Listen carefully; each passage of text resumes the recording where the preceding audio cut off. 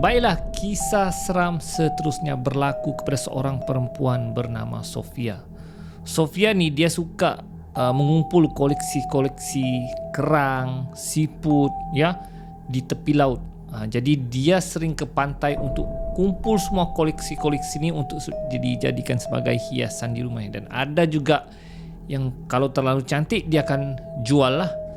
Dijadikan cerita ketika dia jalan di satu pantai, ketika dia mencari cengkerang, ya, seafood, tiba-tiba dia nampak ada satu botol warna lebih kurang berwarna kuning dan agak klasik botol tu. Jadi si Sophia ambil, dan di dalam botol tu dia nampak ada kain kuning dan ada satu gambar perempuan tapi agak pudar lah. Jadi si Sophia pun belek-belek, kemudian dia buka.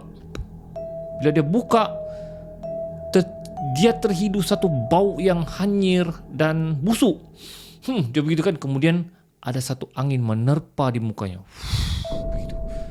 Kemudian dia rasa macam pelik je ni kan. Dia tutup semula botol tu. Tapi dia berminat dengan botol tu. Dia bawa botol tu pulang dan letak di ruang tamu sebagai perhiasan. Dia rasa benda tu rare lah, unik. Jadi semenjak botol tu dibawa pulang, berbagai kejadian pelik yang berlaku di rumahnya.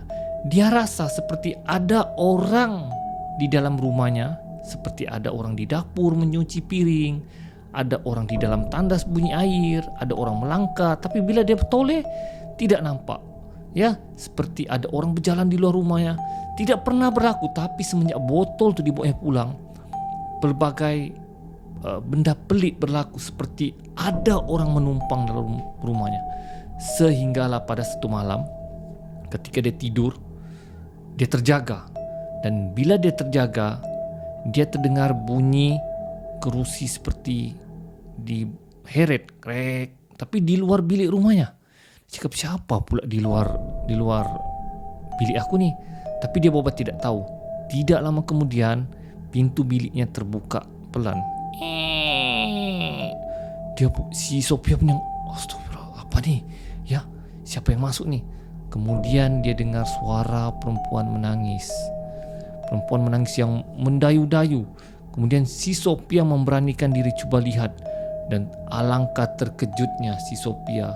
Perempuan tu betul-betul berdiri di hujung katil sambil menangis. Dan kebasahan seperti baru habis mandi ataupun dari air laut. So Sophia bergegar. Ya, tak tahu macam apa sudah.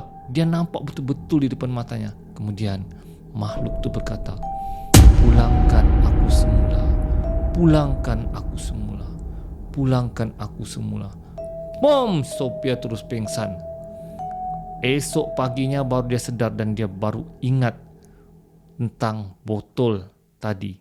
Dan bila dia tengok gambar dalam botol tu sama seperti perempuan yang dia nampak malam tu.